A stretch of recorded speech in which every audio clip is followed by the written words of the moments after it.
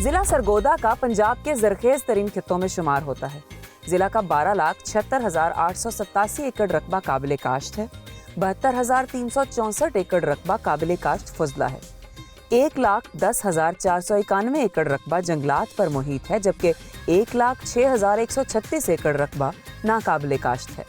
यहाँ 12,60,059 एकड़ अराजी नहरी पानी से सैराब होती है, जबकि 16,828 एकड़ रकबा बारानी है, जो बारिशों की लपेट में रहता है।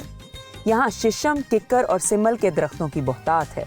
जिला की अहम फसलों में गंदम, गन्ना, चारा, चावल, लीमू, माल्टे, संतरे और किन्नू शामिल हैं।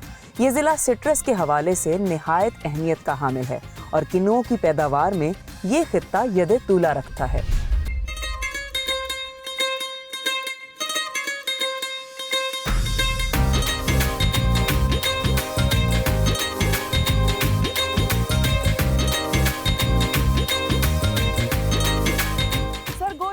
लेते ही हमारे जहन में एक ही चीज आती है, यहाँ की सरजमीन से पैदा होने वाला जायकेदार किन्नू। और किन्नू यहाँ पर पैदा होता है 1.4 मिलियन एकड़ रकबे पर। यहाँ पर आपको रेड ब्लड, मौसमी, किन्नू, माल्टा समेत सिट्रस की 60 से जायद इकसाम मिलती हैं। और जो यहाँ से सालाना किन्नू पैदा होता है वो है 12,60,000 टन, माशाल्लाह। और ये जो पैदावार है ये मजमूई मुल्की पैदावार का 60% है। इस वक्त मैं भी किन्नुओं के बागात से घिरी हुई हूँ और जाने लगी हूँ विजिट करने। मजीद आपको बताती हूँ कि किन्नुओं के फायदे क्या हैं।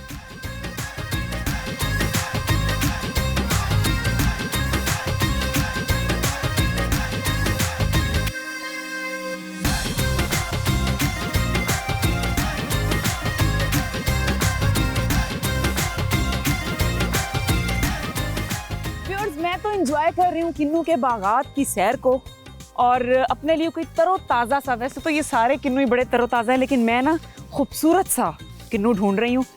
व्यूअर्स, मैं हैरान हो गई हूँ अल्लाह ताला की कुदरत से कि इतने तोहफे, इतना करम, इतना कुछ। और फल तो वैसे ही बहुत बड़ी नेमत है।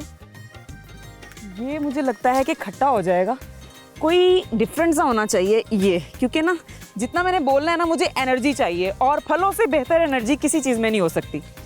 तो मैं आपको बताने वाली थी किन्नू के फ़ायदे। देखें, तमाम फलों के बड़े फ़ायदे होते हैं, लेकिन हर चीज़ सीजनल होती है। अब चूँकि मौसम सरमा है और इसमें हमारे पास जो तोहफ़ा है वो किन्नू का तोहफ़ा है और इसी से हमने फ़ायदा उठाना है।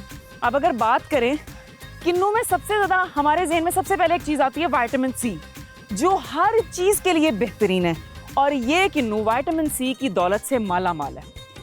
सरतान, कैंसर जैसी बीमारी से बचा जा सकता है इस किन्नू से। दवाइयों से बचा जा सकता है इस किन्नू की वजह से। अगर आप एक गिलास किन्नू, वो कहते हैं ना एक चुटकी सिंदूर, अगर आप एक गिलास जो किन्नू का है वो रोज़ाना पीते हैं ना, तो नाज़रीन आपको किसी तरह की गुर्दे की बीमारी का कभी सामना नहीं करना पड़ेगा। आपकी बचत हो जाएगी चुटकियों में। आपका दिल, जिस पे आपकी पूरी बॉडी चल रही है, अगर वो फिट नहीं होगा तो क्या फ़ायदा। तो ये किन्नू का एक गिलास जूस आपने अपने दिल के लिए भी पीना है। फिर उसके बाद जिल्द हमारी जो है, हम एज की तरफ जा रहे हैं, बड़े हो रहे हैं, तो हमारी स्किन पे झुर्रियाँ, फिर छोटे छोटे दाग धब्बे, और स्किन हमारी वो वैसे नहीं रहती जैसी एक फ्रेश यंग स्किन होती है। तो उसके लिए भी आपने किन्नू का जूस पीना है। उसके बाद आपका जो ब्लड प्रेशर है, आजकल कौन बंदा नहीं है जिसको ब्लड प्रेशर नहीं है, जिसको शुगर नहीं है, परेशानियाँ, डिप्रेशन, आगे बढ़ने की जल्दी, सब कुछ होगा। किन्नू के साथ सब कुछ हो सकता है। तो आपने किन्नू खाने हैं, ये सारी बीमारियों को पिछाड़ देना है, आगे बढ़ना है लाइफ में एक किन्नू के सहारे।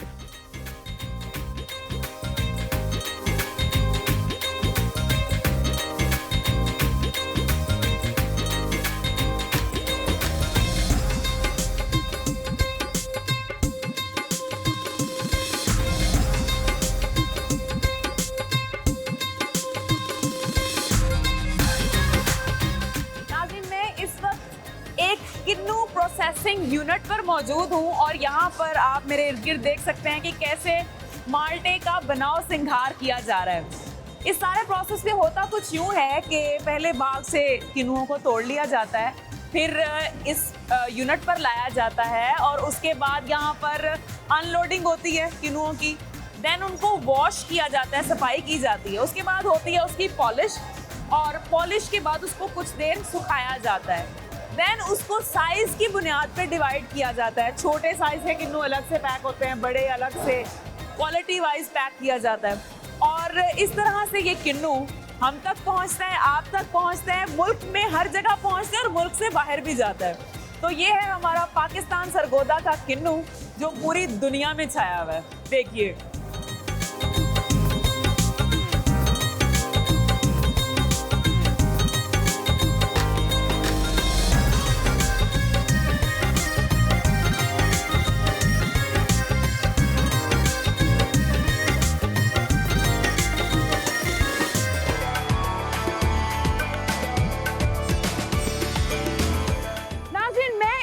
कुदरत का एक हसीन नज़ारा एंजॉय कर रही हूँ और इस नज़ारे को कहते हैं किराना पहाड़ियाँ। और ये पहाड़ियाँ सकाफत, तारीख और फितरत का एक अहम संगम है। इन पहाड़ियों को कहा जाता है, यहाँ पर जो यहाँ के लोकल्स हैं वो इन्हें स्याह पहाड़ कहते हैं इनके रंग की वजह से। और ये किराना बार के जुग्राफियाई खित्ते में आती हैं और देखा गया है कि ये सरगोदा, झंग और चिन्योट तक 40 मील तक फैली हुई हैं। इनमें जो सबसे ऊंचा पहाड़ है वो तकरीबन 980 फीट उसकी ऊंचाई है और उसको कोह किराना कहते हैं। कहते हैं कि इन पहाड़ियों का जिक्र हिंदुओं की मुतबर्रक किताब रामायण में भी आया है और तो और बड़ी देवमालाई कहानियों में इनका जिक्र मिलता है। और साथ ही साथ हमारे बहुत से वलीउल्लाह भी यहाँ पर आए और ये पहाड़ियाँ उनका मस्कन रही हैं। तो इस वक्त मैं इस खूबसूरत नज़ारे को एंजॉय कर रही हूँ, आप भी मेरे साथ देखिए। और इसके बाद अभी और बहुत सारे फैक्ट्स हैं जो आपको दिखाने हैं।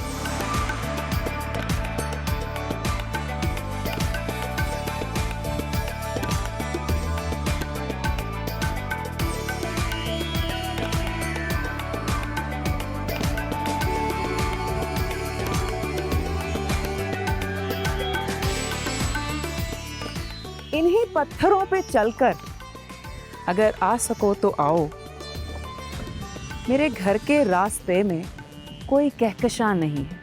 वाह वाह वाह वाह, शायर ने भी कोई कसर नहीं छोड़ी महबूब को तकलीफ देने की। मतलब पत्थरों पे चलना नहीं होता आसान।